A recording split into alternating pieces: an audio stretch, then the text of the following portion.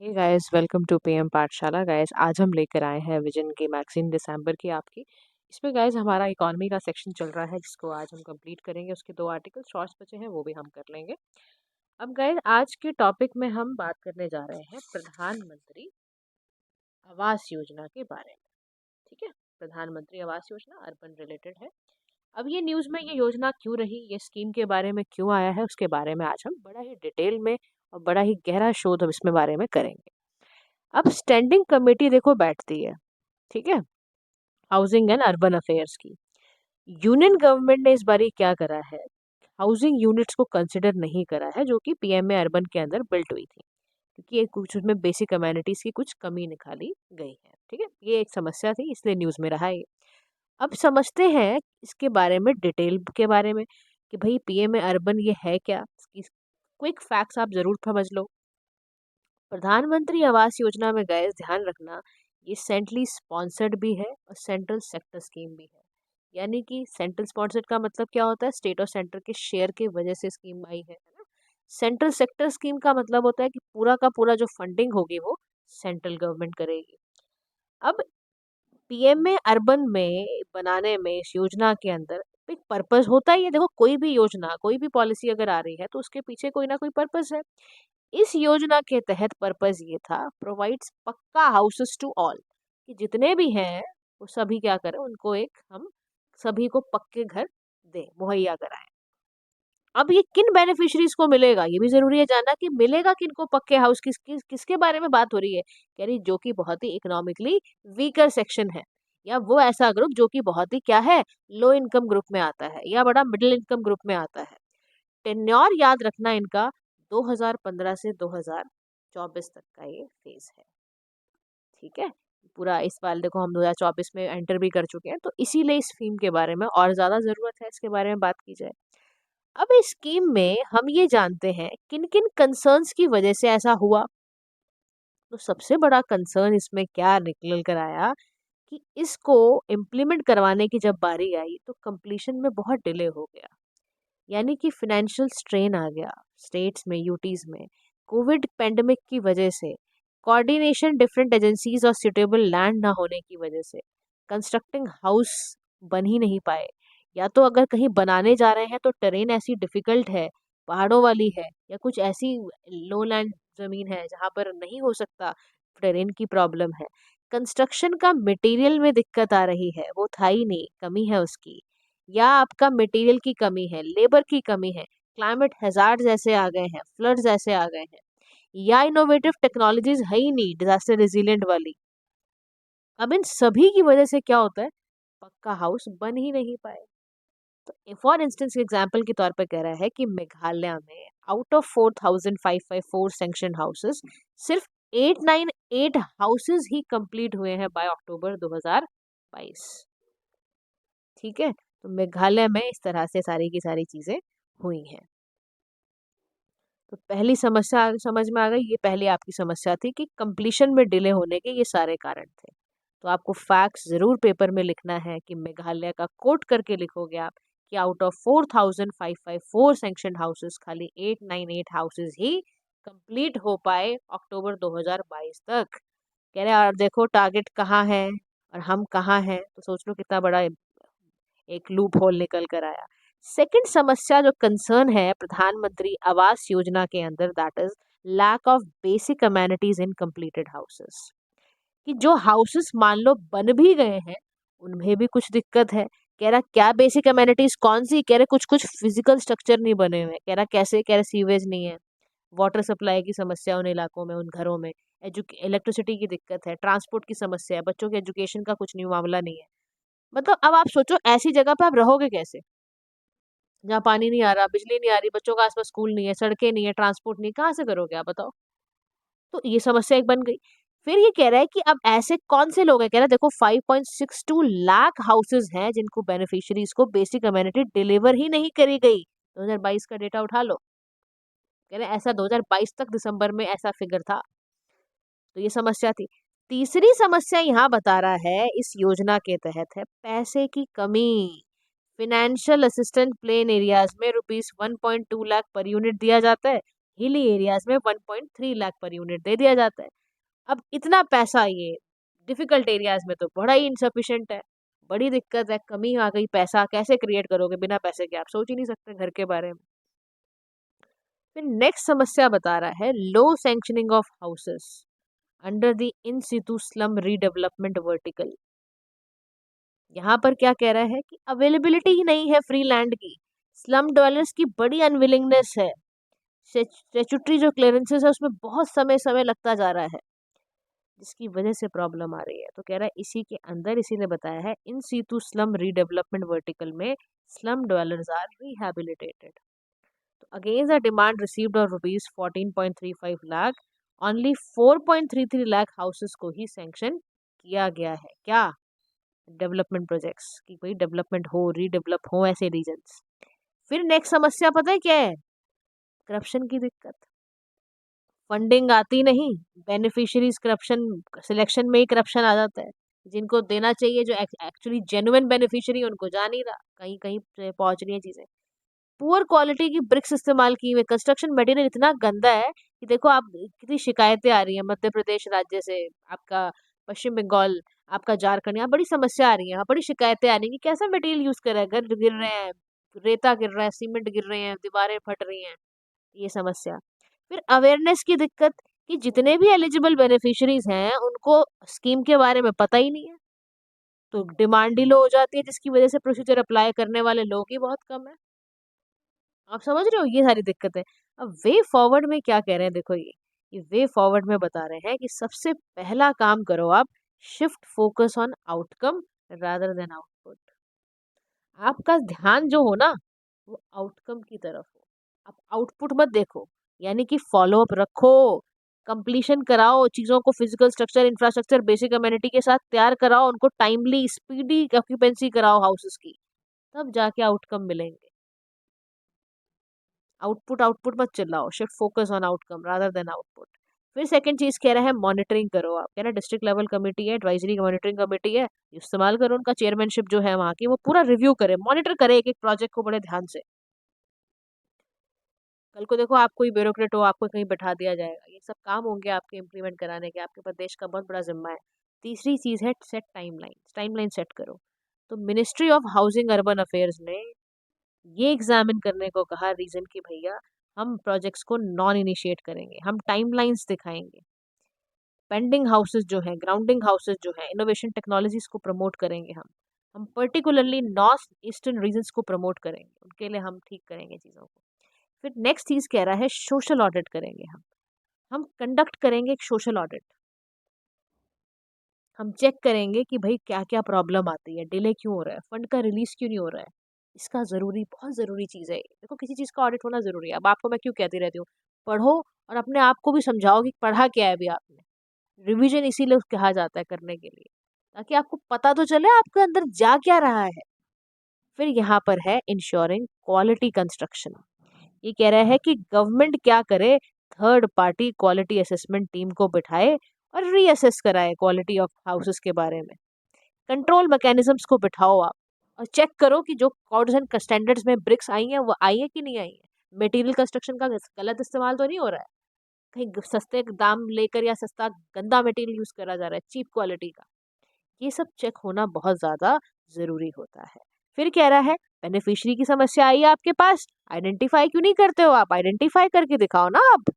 जो genuine beneficiary है उसको पहले ही आप बता दो। देखो प्रायर कंस्ट्रक्शन एक्सरसाइज है ये आपकी, ऐसे बंदों को ढूंढो तो सही जिनके लिए आप बनाने जा रहे हो। तो इन्वॉल्व करना है बेनिफिशियरीज को एज अ स्टेक होल्डर, ताकि जब भी प्रोजेक्ट इनिशिएट हो एक्नॉलेज करो कि देखो बन रहा है आपका, आपकी ऑक्यूपेंसी बाद में होगी, अभी आपका इतना बनना शुरू हो गया, उनको पता तो चले। जब नॉलेज ही नहीं होगी, अवेयरनेस ही नहीं होगी, तो कहाँ से आप कुछ करने वाले हो। फिर नेक्स्ट समस्या बता रहा है पब्लिक अवेयरनेस कैंपेन्स की दिक्कत, कि वो ज़रूरी है ताकि लोगों को हम एजुकेट करें, बेनिफिट्स बताएं, स्कीम्स के बारे में, एलिजिबिलिटी क्राइटेरिया वगैरह सेट करें। ये समस्या है, इसको दूर करने का तरीका ये है। नेक्स्ट टॉपिक है आपका इनलैंड फिशरीज के ऊपर।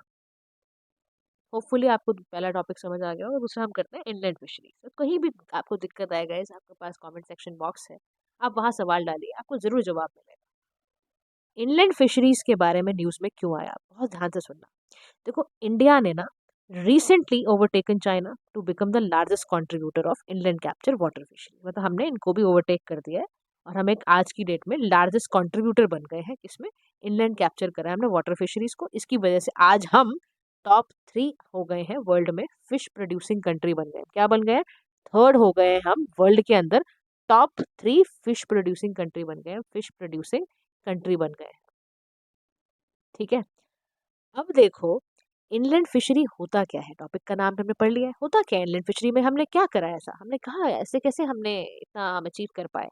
तो इनलैंड फिशरी समझो पहले क्या होता है। इनलैंड फिशरी का मतलब है हार्वेस्ट करना, मैनेज करना और फिशेस को कंजर्व करके रखना, जनरली इन फ्रेश वाटर। जो आपके फ्रेश वाटर होते हैं ना, रिवर हो गई फ्रेश वाटर के फॉर्म में, लेक्स हो गई आपकी, रिजर्वॉयर हो गए, पॉन्ड्स हो गए, इन सभी के अंदर वो आपको क्या करना है, हार्वेस्ट करना है, मैनेज करना है। इनको करना है फिशेस को, फिशेस को आपको कंजर्व करना है, फ्रेश वाटर वाली को इनलैंड फिशरी कहते हैं। ठीक है, अब इस चीज को करने के लिए 2 तरीके हैं, या तो आप कैप्चर कर लो या कल्चर फिशरीज के थ्रू करो। कैप्चर का मतलब है फिश को डायरेक्टली लेक से निकाला या पॉन्ड से निकाला, रिवर से निकाला, या आपने क्या करा, गियर्स और नेट की हेल्प से निकाल लिया। फिर कल्चर फिशरीज में क्या होता है, आपने फिश को निकाला, हार्वेस्ट करा, कैसे, कंट्रोल्ड एनवायरनमेंट में, आपने ऐसे टूल्स का इस्तेमाल करा कि जिससे ये फीड मैनेजमेंट हो पाया। अब यहाँ ये बात कर रहा है types of inland fisheries, types of inland fisheries. तो इसमें पहला आता है टैंक्स एंड पॉन्ड्स। तो कल्चर बेस्ड फिशरी प्रीडोमिनेंट है और इसके अंदर इतना पोटेंशियल है कि 2.36 मिलियन हेक्टर तक ये पोटेंशियल रखता है, टैंक्स एंड पॉन्ड्स। सेकेंड ये कह रहा है ब्रैकिश एंड सेलीन एक्वाकल्चर, यानी कि श्रिम्प एक्वाकल्चर यूज करा जा रहा है। इसका काम है waste land to wet land तक लेकर जाना। इसका तरीका है, देखो हम टाइप से पढ़ रहे हैं ना आजकल, हम क्या चल कर रहे हैं, हमारा हम बार बार बोल रहे हैं वेस्ट टू वेल्थ। ये तरीका है टाइप ऑफ इनलैंड फिशरीज करने का, एक टैंक एंड पॉन्ड्स की मदद से, एक आपने करा सलीन एक्वाकल्चर के थ्रू, ब्रैकिश फॉर्म के थ्रू। फिर कोल्ड वाटर फिशरीज होती हैं कुछ, हिमालयन स्टेट ने यूनिक अपॉर्चुनिटी दी है for promotion of omega pack trouts. Next आपका आता है ऑर्नामेंटल फिशरीज, यानी कि इंडिया जो है बहुत डाइवर्स वेराइटी ऑफ फिशेज है उसके पास, आप मार्केट करते हो उसकी ब्यूटी और एग्जॉटिक करेक्टरिस्टिक्स की वजह से।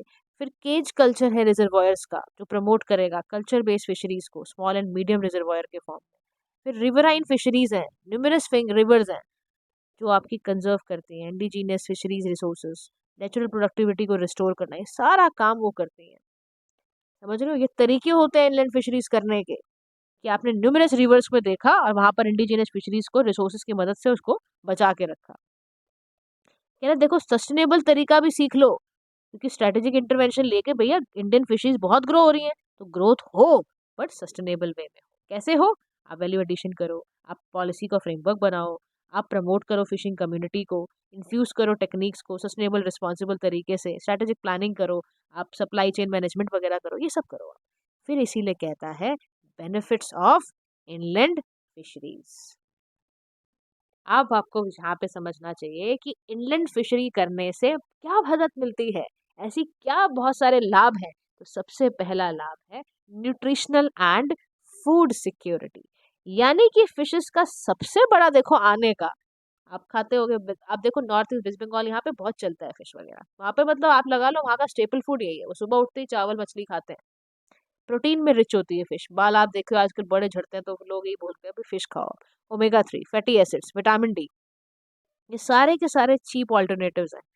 डाइटरी डाइवर्सिटी है न्यूट्रिशनल रिक्वायरमेंट को फुलफिल करने के लिए। और नेक्स्ट होता है इकोनॉमिक बेनिफिट्स देना, एम्प्लॉयमेंट अपॉर्चुनिटीज, रूरल इंफ्रास्ट्रक्चर को डेवलप करना, डाइवर्स सप्लाई चेन करना, एक्सपोर्ट करना प्रोसेस फूड को, ये सारे काम है। इकोनॉमिक बेनिफिट देखो कितना जबरदस्त दे रहा है। ठीक है, नेक्स्ट बेनिफिट क्या देगा, एनवायरनमेंट को देगा। कैसे देगा देखते हैं अभी हम। इन्वायरमेंट को बेनिफिट देगा आपके हेल्दी इकोसिस्टम को क्रिएट करके, इन्वेजिव स्पीसीज को रोक देगा जो आपकी क्रॉपिंग को खराब करती हैं, और बायोडाइवर्सिटी को बनाएगा, है ना, बायोडाइवर्सिटी को सपोर्ट कर देगा, बायो रिमेडिएशन करेगा। अब आपको समझना चाहिए, एक शब्द आया गाइस, बायो रिमेडिएशन, और यहाँ पे ये एक बात कह रहा है कि बायो रिमेडिएशन होने से हैबिटेट रीस्टोर हो जाते हैं। अब आपको समझना चाहिए ना बायो रिमेडिएशन क्या है, तो याद रखो बायो रिमेडिएशन गाइस बायोटेक्नोलॉजी की एक क्या है, ब्रांच है, जिसमें लिविंग ऑर्गेनिजम्स को लेकर जैसे माइक्रोब्स बैक्टीरिया ले लिया और उससे अफेक्टेड एरिया को डिकॉन्टेमिनेट किया जाता है। चाहे वो सॉइल में कोई ऐसे निकालना हो, पॉल्यूटेंट हटाना हो, वाटर में पॉल्यूटेंट हटाना हो, ऐसे किया जाता है बायो रिमेडिएशन। ठीक है, तो याद रखना है आपको। फिर इकोलॉजिकल बैलेंस, यानी कि इकोलॉजिकल बैलेंस कैसे सस्टेन रहेगा, क्योंकि फिशें क्या बन जाएंगी, important component of aquatic food webs.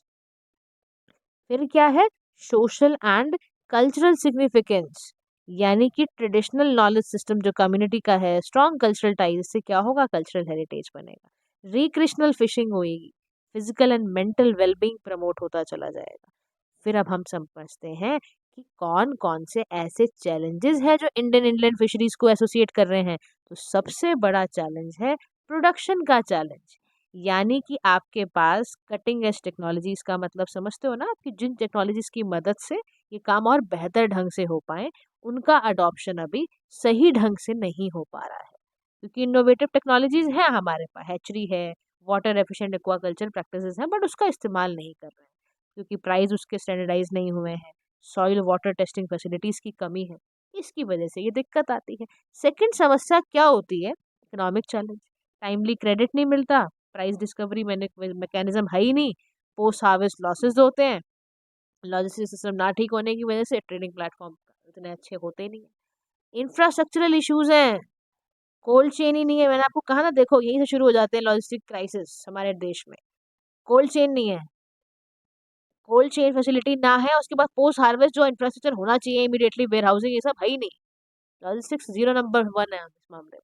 फिर इन्वायरमेंटल चैलेंजेस देखो आप, ट्रेडिशनल बोट्स का यूज हो रहा है जिससे वाटर पोल्यूशन बढ़ रहा है, इम्प्रॉपर ढंग से आप एक्वाकल्चर मैनेजमेंट कर रहे हो, सस्टेनेबिलिटी का क्राइसिस आ रहा है क्योंकि एनिमल प्रोटीन का डिमांड राइज कर रहा है। ठीक है, तो वे फॉरवर्ड में यहाँ पर कह रहे हैं कि क्या किया जाए ऐसा कि ठीक हो जाए। तो सबसे पहले करना है इमर्जिंग टेक्नोलॉजीज को अडॉप्ट, चाहे वो बिग डेटा हो, चाहे वो ब्लॉकचेन हो, चाहे वो आईओटी डेटा सिस्टम हो, यानी कि इंटरनेट ऑफ टेक्नोलॉजी वाला डेटा हो। इसकी मदद से आप क्या कर लोगे, लॉसेस को मिनिमाइज कर लोगे और ट्रेसेबिलिटी को इम्प्रूव कर लोगे। ठीक है, सेकंड काम आप क्या करना, मल्टी स्टेक होल्डर अप्रोच अपना लेना, डिसीजन ले लेना फिशिंग बोर्डमैन का या बोट ओनर्स का। तीसरा काम क्या करना, एफएयू कोड ऑफ कंडक्ट को अडॉप्ट करना ताकि आप रिस्पॉन्सिबल फिशिंग कर पाओ। अब फिश फार्मर प्रोड्यूसर्स ऑर्गेनाइजेशंस के बारे में चलते हैं, क्या करना है इनका, कलेक्टिवाइज करो आप फिश फार्मर्स को और एक ऐसा प्लेटफॉर्म बनाओ जिसमें उनके प्रोडक्ट सर्विसेज आपके डिलीवर हो पाए और मार्केट की लिंकेजेस भी उनके को मिलती रहे ताकि वो आराम से बेच पाए ना, ताकि फंड खराब ना हो। अब इसमें एक बात आई, एफएफपीओ फिश फार्मर प्रोड्यूसर ऑर्गेनाइजेशन, इनमें कौन लोग बैठते हैं, फिशर्स होते हैं, एसोसिएशन होती है, स्टेक होल्डर्स बैठते हैं। का एक ही काम है, सस्टेनेबल ढंग से फिशरीज का बिजनेस को अच्छे से चलाना और रेगुलेशन के साथ चलाना, कि जो लॉ है वो बिल्कुल उसकी तरह चलाना है।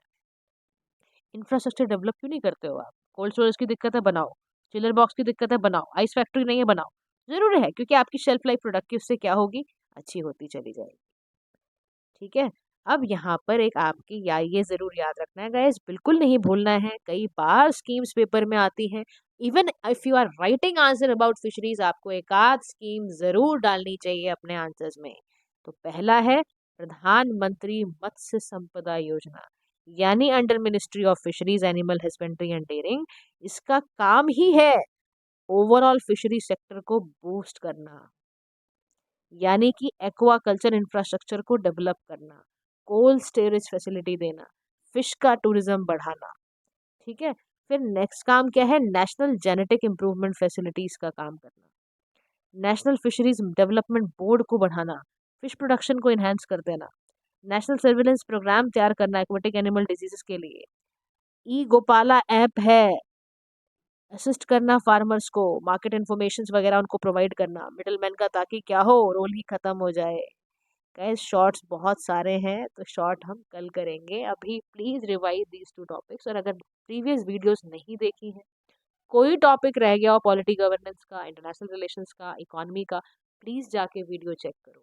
और आपके ज़रूर ऐसे देखो सोसाइटी में हमारे लोग होते हैं, हमारे फ्रेंड्स होते हैं जो बहुत महंगी कोचिंग्स नहीं कर पा रहे हैं, उनको आप बोलो चैनल से जुड़ें। तो do like, share and subscribe to PM Pathshala. Have a nice day to all.